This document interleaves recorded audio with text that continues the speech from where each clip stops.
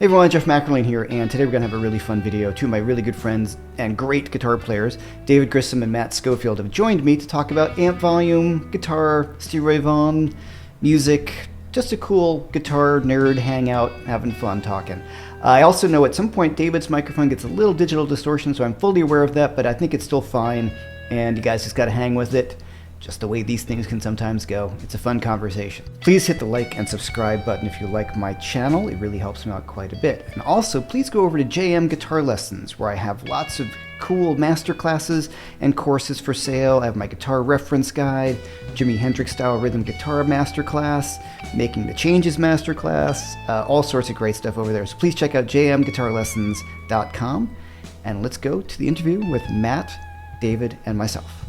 All right, so everybody, thanks so much for. I'm going to my two good friends, Matt Schofield and David Grissom, and today we're going to talk about how loud is too loud, and the volume wars, and what it means, like how loud you have to play. So, Matt, you want to talk about it first, because we've all played together at some points, and yeah, we're all, how loud is too loud?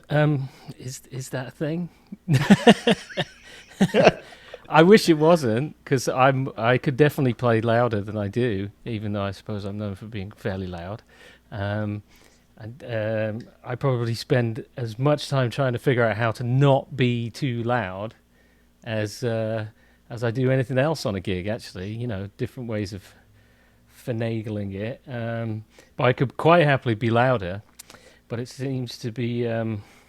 Well, you have to think about the music as a whole, first of all. And so, as I've so often playing organ trio, then I'm the only directional thing, and Leslie can be screaming up on stage, but it's not coming forward to the audience, So I've always taken that into consideration. But I should back up, really, and say that it's very relative, isn't it, how loud is too loud? Because you can have really loud but sounds amazing kind of tones, and then you can have just horrible loud, and so it depends on who's playing loud. First of all, is the main thing, and then it really is relative to not even the room so much as the music, I think, So, but I do spend most of my time, trying to avoid being too loud, but being as loud as I can be.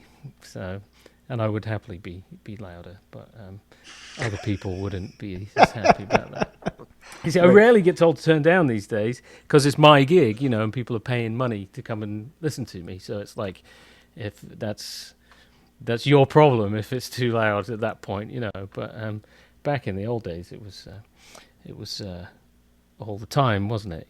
Can you come down a bit? And usually those people are wrong. I will say, certainly if you can play, if you're a good player, I find that almost invariably when you get somebody that's telling you that it's wrong and the guitar could have been louder, they like to get this modern all low end, all kick drum, all sub, and then you just get a tiny little bit of trebly guitar. So I like to be loud enough to take matters into my own hands there and be able to make sure I get through that regardless of what idiot is out front, So.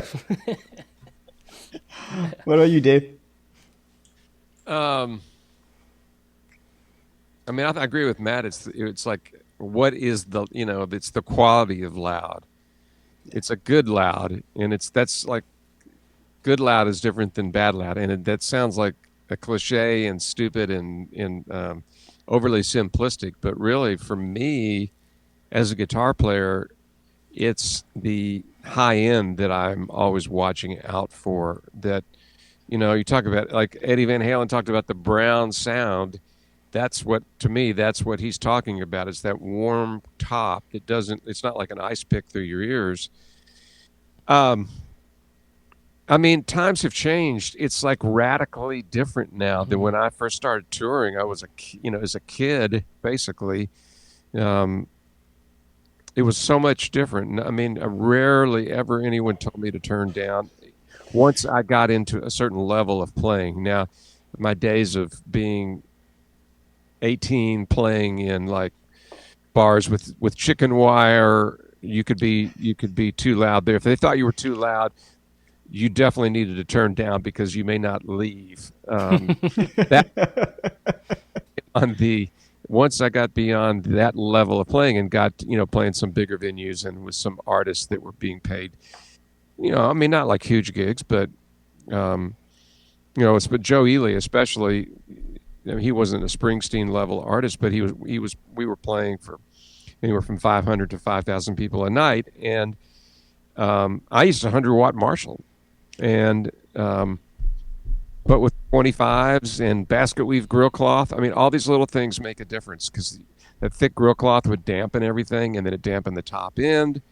And I think that the overlook conversation, the people are always, you're too loud. Well, dynamics, the word dynamics seems to be a little bit of a lost art that, nobody, I mean, I don't want to be in a room with whether it's the guy with the greatest tone on the planet or what, who's like playing hard and loud all the time. It's like somebody talking to you like this all, in a conversation, and they never stop talking to you like this. Yeah. You just get away from them. So, I mean,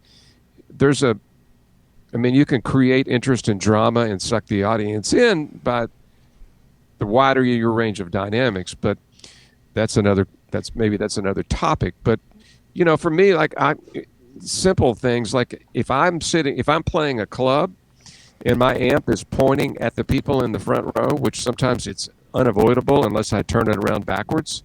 I literally look at those people on the first song, and if anybody's going like this or like that, I put my guitar case in front of the speakers. Yeah, I baffle almost all the time with something with plexi or plexiglass or guitar case, or just to send it not straight forward. Makes a huge difference.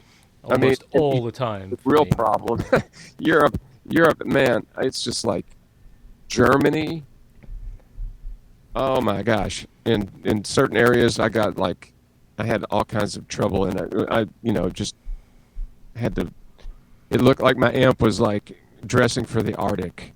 It was swathed down in wool and in cases and everything else. And but here, I mean, I use my 30-watt amp. It's loud. It's a loud 30 watts. It's really loud, but it's like really strong mid-range, not a lot of spiky treble or hard low end. In that, the audio, it just doesn't. I haven't had any trouble lately with that. But having said that, I mean, I don't want to be the person in the front row if somebody's like got the treble on 10 and a Telecaster and not really ever coming down dynamically. I mean, yeah. I think there's, I've had a couple of sound guys come up recently who'd mentioned something earlier. First of all, it didn't happen before the pandemic, right? I didn't have literally anybody tell me about the volume for like 15 since I've been a solo artist, with a ticket, right? And then just coming back after the pandemic, I had it quite a few times. I was like, did everybody forget what a guitar sounds like live? And this is really weird. But I will say, in fairness, two of them came up and actually apologized afterwards and said, oh, the guitar sounded amazing. I'm sorry about that. I'm not used to dealing with something that's big sounding like that. And that's part of it's like, it's actually not that loud, but it's big and it's clear. And that's a different thing. And like you said, David, about dynamics, I'm not flat out almost ever. I've always got like a little bit something left in the guitar or so I'm playing it. Well, even on a solo, I'm like at 85%, so I got a bit more to get over if I need. And so you're working within a dynamic range and all of that. It's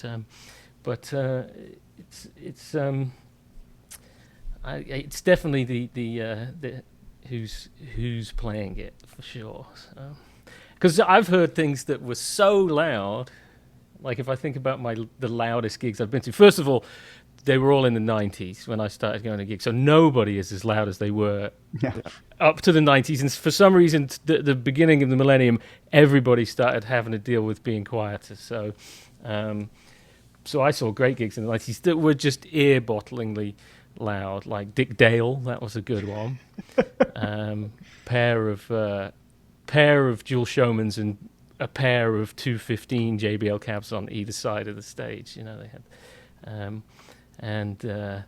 had, Robin Ford with three the evil twins, the 90s twins, three of them in front of the drum riser. And, you know, I'm like 17 or 18 right down the front and just getting a face of three twins. I mean, three twins is really loud.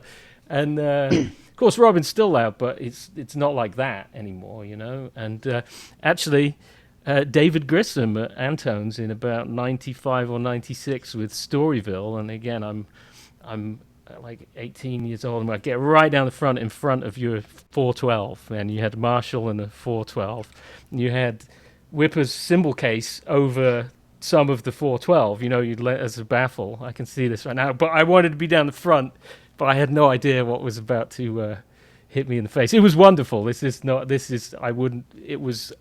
just, you know, hit me with it. But that was definitely up there back in the day, and I haven't heard you play that loud since back then, you know. So that was your Marshall rig, you know. So It was wonderful. What a tone. So that one definitely sticks in the mind. But see, I like it. I still like that better, though. You know, I still like those 90s volumes, even though I got horrible tinnitus. But that's not from my guitar. That's from other people. You know. The cymbals are the culprit. Yeah, they are. Yeah, our sound guys are setting off feedback in my monitors all the time, like I just did to you guys. But yeah. So my eye-opening experience about this when this shift occurred was in 2003, the first Dixie Chicks tour I did. Mm-hmm. Sold out arenas. I mean, you know, 20,000 people, even in the shed, you know, like sheds with 30,000 people. And the first thing that happened was they ordered anvil cases where the speaker cabinets they go into the cases under the stage. Oh, and we're all ears, and basically, if like this, so it just like overnight, all of a sudden, it was like if the sound man could hear you, you're too loud. Wow, yeah. Like literally, like if I can hear you, no. So it was like the sound man became the boss, and then the hair and makeup guys became the real rock stars on the. that was what occurred. Wow. Occurred for me in 2003, and I'm like, you walk across the stage and all you hear is the drums. Yeah. And it's weird. It's weird. It makes you play differently as well, doesn't it? You know, like, I mean, even as loud as I play now, if I can play louder, like when I can take a good pair of amps, you know, on a festival or something, and not, I'm able to feel like I can play less, and I can kind of ride the tone. It's like having that V8, you know what I mean? Like, whereas I don't like that feeling of being like pushing a little 4-cylinder up a hill. You know, I want that horsepower, that torque, you know, and it makes you be able to really play big notes and not so many of them, you know. Exactly. But there's a thing about the tour I just did. I was playing with, I guess, more jazz guys traditionally, and it felt like just walking in with an amp, like, oh, that's too loud. You know, it was crazy how loud they thought, like, man, that's too loud. I'm like, no, it isn't.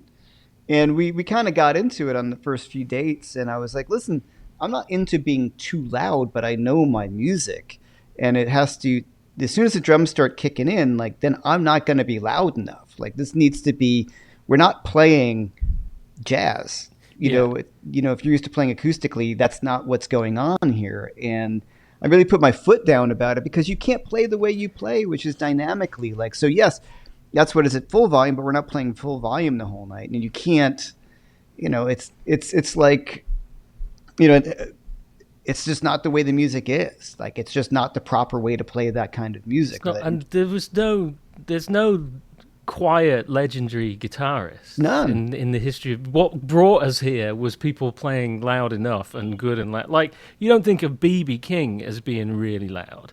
No.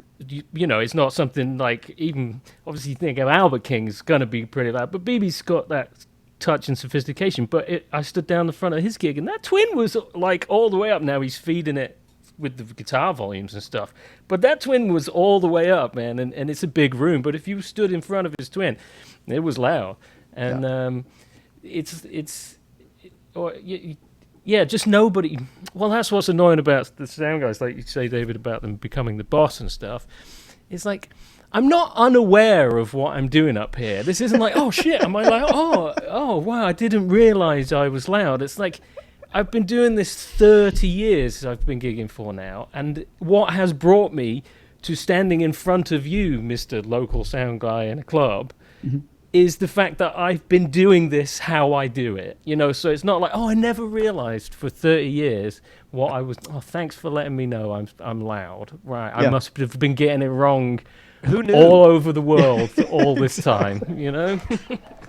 And the shit just doesn't sound right. I mean, the guitar doesn't sound right, and if it's a certain volume, you play completely differently. And when you have, it really comes down to that headroom too, right? If you need that room to actually build something dynamic, and I think maybe it's if they're not used to people who play dynamically, like you were saying, if a lot of rock bands, they're just full on, and then the band comes down, but there's not a lot of interaction, Now people are turning up with, floorboards as well, right? And stereo DI out. And I mean, I'd rather, handing over your sound like that to at the mercy of some guy who's just on his phone during the gig. The guitar solo, Yeah, forget it.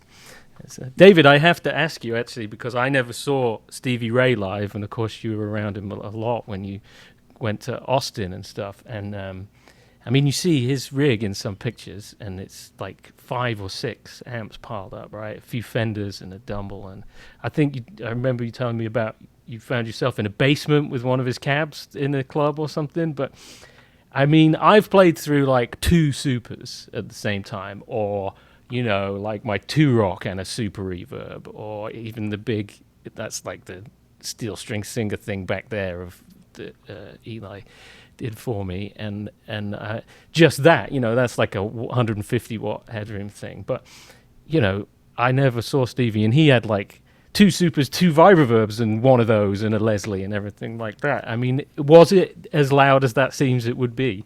It really was. I mean, I remember in like Michigan, Joe Ely, we were opening up some shows for Stevie, and during his sound check, I went to the top, an outdoor shed, and I walked all the way up through the middle to the very back of the place while he was playing, and the PA wasn't on, and it was really loud. I mean, really loud. But like that one gig you're talking about was a smaller, like 2,000 seat theater. I was there with Lou Ann Barton. And so they put his Dumble cabinet in the basement, and I went down there like this I just wanted to hear it isolate. And it was like, that was really eye opening, because I had just gotten to Austin, and to hear him play and not hear the rest of the band at all. I was down there for about 5 minutes, and it was like the drummer. There wasn't one miss note. It was just all there, so fucking strong. I was like, I need to practice, and this is really where it's at. I mean, this is like another level of, and what I found was it was just like gig, play gigs, just nonstop play gigs. That's how you get be able to do that if you have that capability to begin with. But yeah, man, it was just like. And he was singing, but never missed anything, and I could feel it was really eye opening, and it was execution, right? Yeah, I stood at the side, I stood at the side of stage a bunch, but then you're hearing the drums and the bass. You don't realize how he was really kind of driving that band, and that's not to take anything away from anybody else in the band, but his playing was just so strong. But it was loud as shit, man. It was really loud. Though it was a good loud. I mean, it was a dynamic loud. It was like when he would take it down, it would go down to nothing. Yeah. And then we loved that.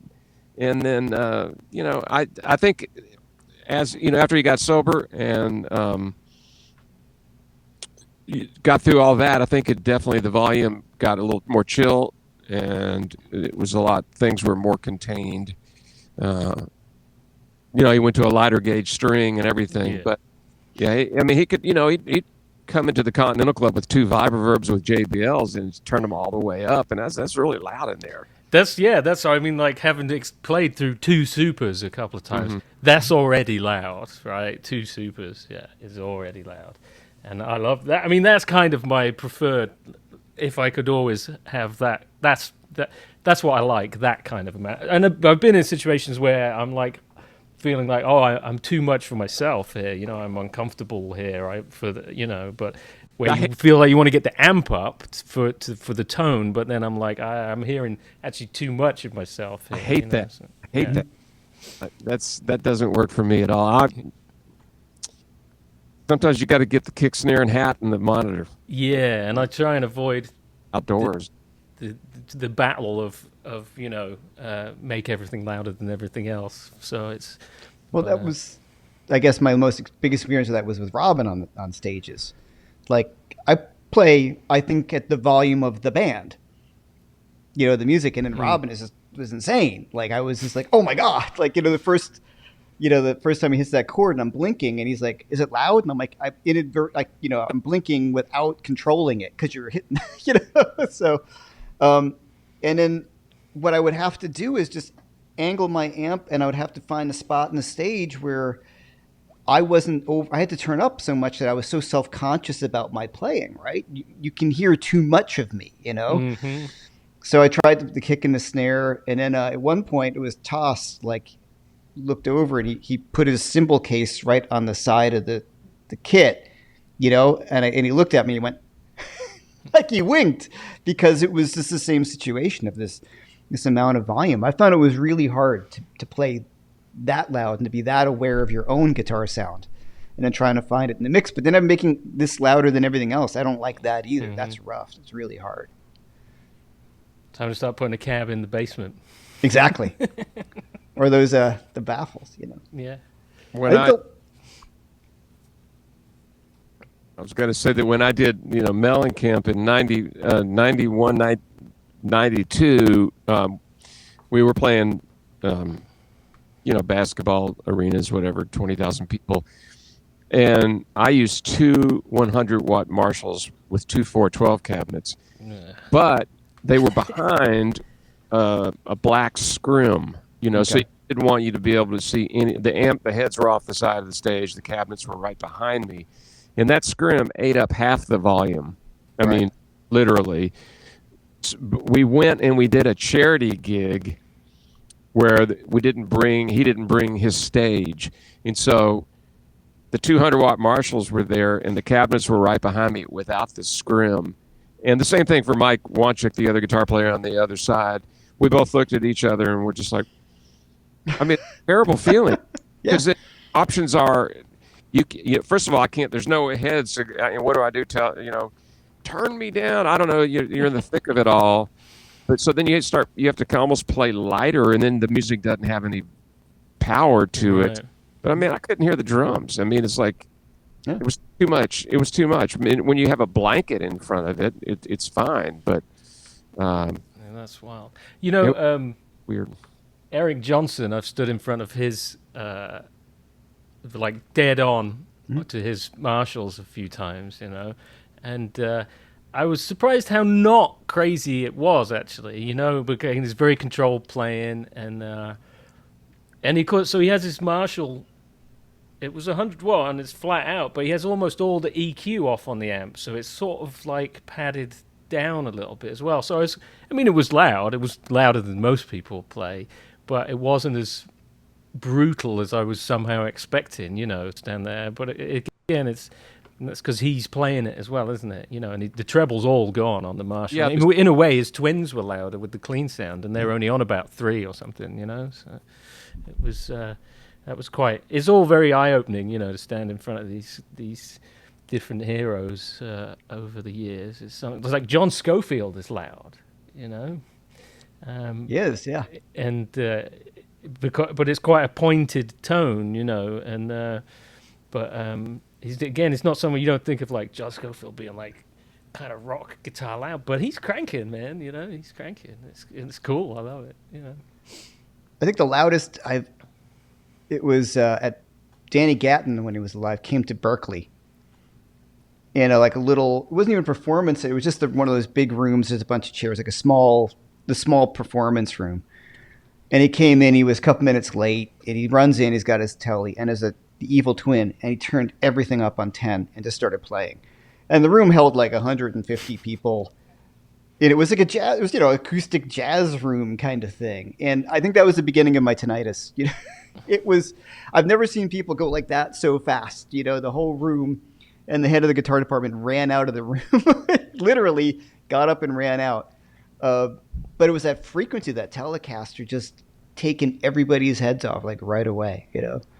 It wasn't though for him. I mean, I've heard him play well before most people knew who he was, and he, for better or for worse, probably for worse, he would have his Vibrolux up on like at ear level to play. I don't know whether so he didn't have to play as loud or what, but when you have the guitar at your ear level for 20 years or 15 years, you're going to lose top end. Mm-hmm.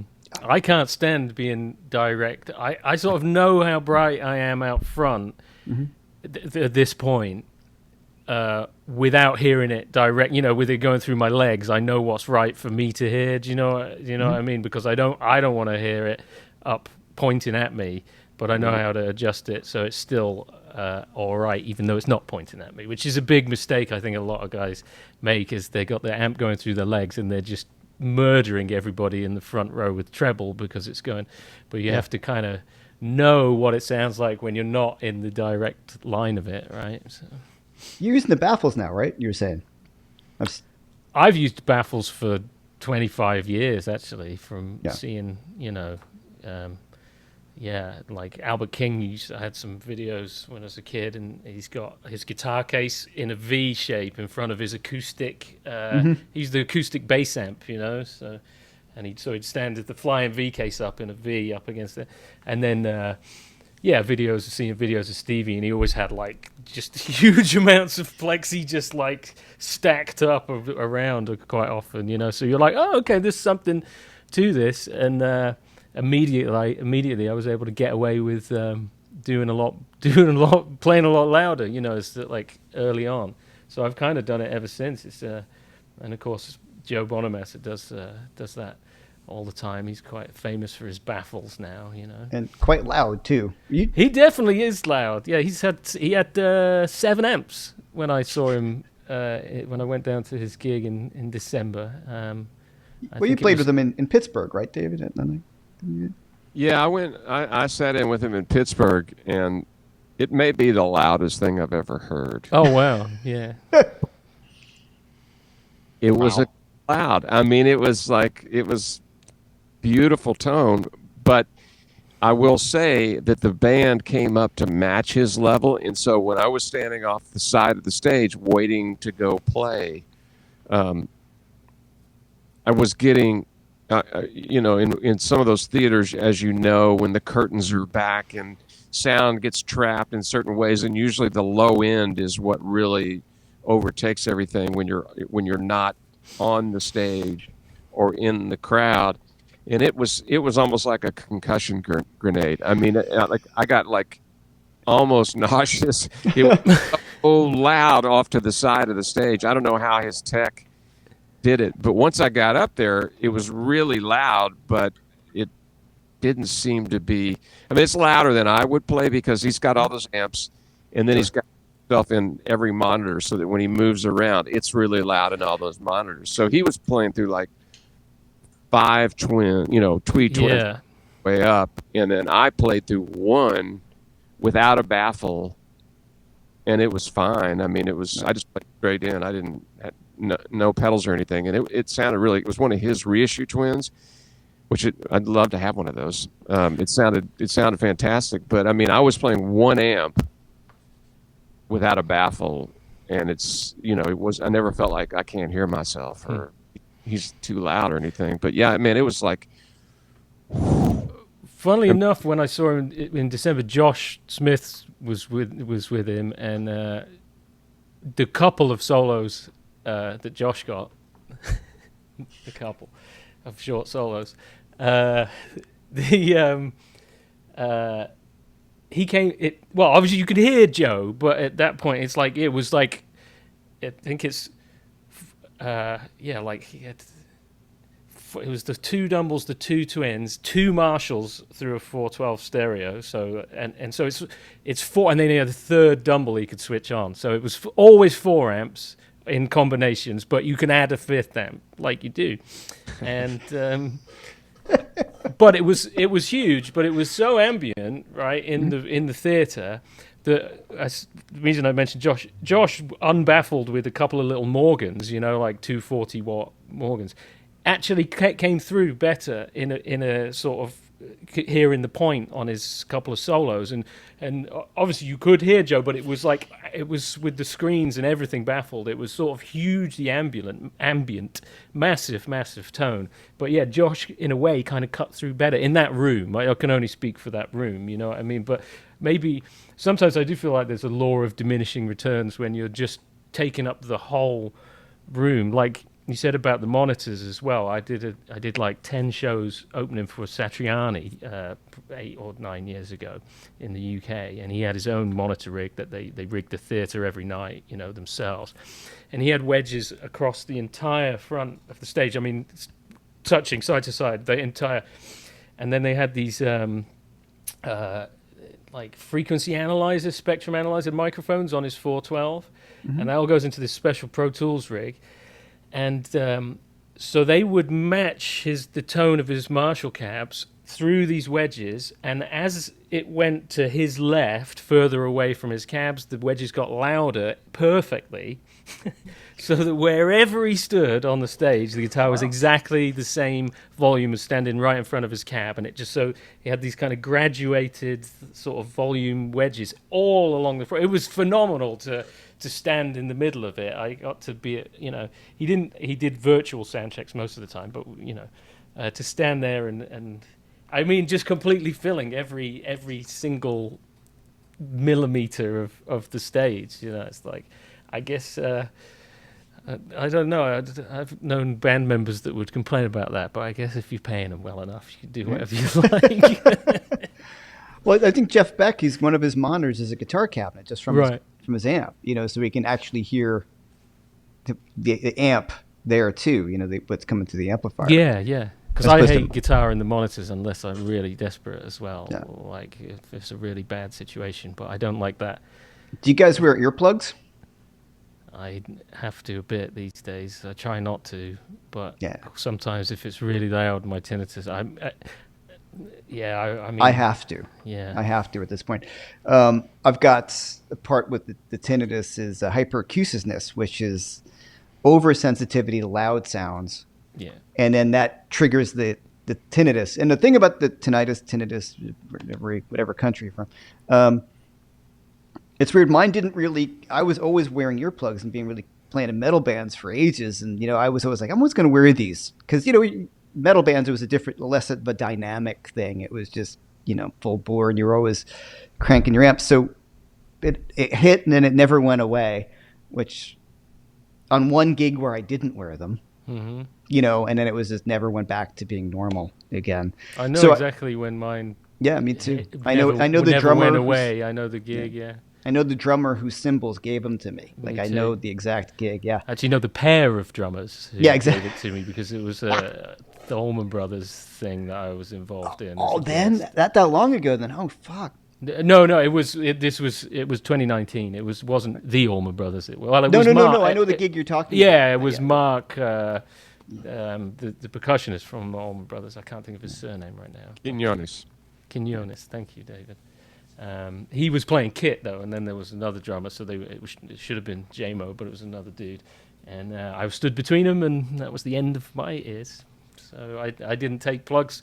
And by the end of the first night, I'm like, I'm fucked. This is fucked. It's just and it, yeah. In fact, that was one of the blessings of the pandemic. Was shortly. It was 3 months after that, and so I got to not be battered for all that time without Yeah. gigs, you know. And I think it helped a bit, but they haven't really stopped, you know. You just get used to it. I don't know, you know what I mean? You think, is it getting better or am I just getting used to it, you know? Both, Yeah. maybe. I wear earplugs when I'm not playing. You know, if I'm in the crowd, I always wear earplugs. If it's again, Yes. you know, in front of the speakers rather than Yeah. behind them or going past me, I always take them, and I can handle that fine.